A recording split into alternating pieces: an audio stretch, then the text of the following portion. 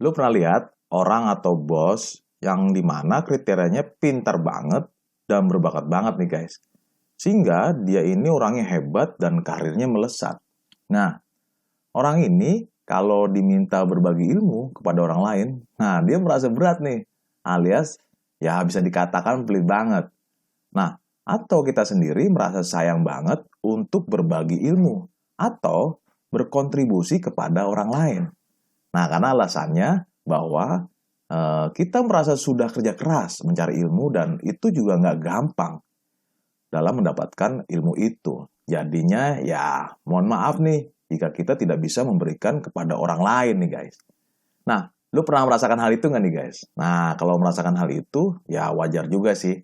Sebenarnya ya bagusan mana nih antara untuk berbagi kepada orang lain atau tidak sama sekali. Nah, simak podcast ini ya guys. Kali ini gue akan jelaskan apa dampak positif jika kita melakukan berbagi kepada orang lain. Oke? Silakan disimak ya guys. Tentunya setelah pesan-pesan berikut ini. Hai semuanya, selamat datang di channel podcast Manusia Pembelajar. Nah, podcast ini menyajikan pembelajaran dan investasi nilai-nilai kehidupan yang bermakna. Yuk kita dengerin.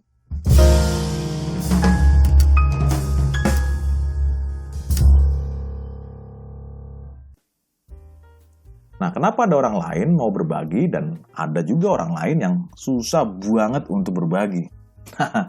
Kira-kira kenapa ya guys? Nah, kali ini gue akan jelaskan beberapa teori dalam berbagi. Gue akan fokus apa dampak positif jika kita bisa berbagi kepada orang lain. Oke, nah dampak positif untuk yang pertama, khususnya untuk dampak positif yang berbagi guys, yang pertama adalah membuat bahagia. Oke, nah studi atau sebuah studi yang dilakukan oleh Profesor Michael Norton di Harvard Business School menemukan bahwa memberi uang kepada orang lain lebih meningkatkan kebahagiaan guys.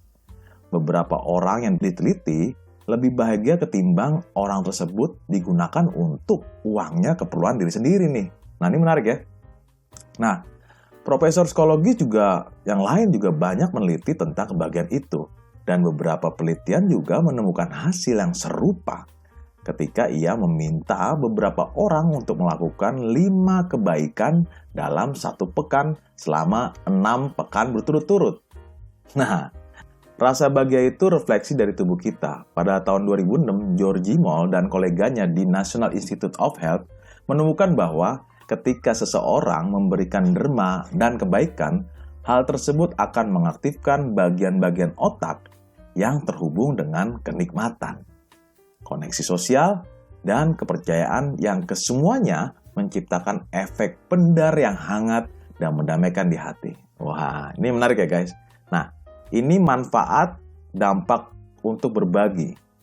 Yang pertama, sekarang manfaat dampak positif yang kedua, yaitu adalah mampu membangkitkan rasa syukur yang terbaik. Nah, apa tuh yang dimaksud nih guys? Nah, pakar psikologi positif mengatakan, yaitu yang bernama Robert Amen dan Michael McCulloch, menemukan bahwa mengajarkan mahasiswa itu menghitung berkah dan membiasakan bersyukur, membuat mereka lebih optimis dan merasa lebih baik guys, terutama untuk melihat seluruh kehidupan mereka. Nah, sementara yang lain nih, studi yang diinisiasi oleh Nathaniel Lambert di Florida dari State University menemukan bahwa menyatakan rasa terima kasih pada teman dekat atau pasangan bisa menguatkan hubungan kita dengannya nih guys.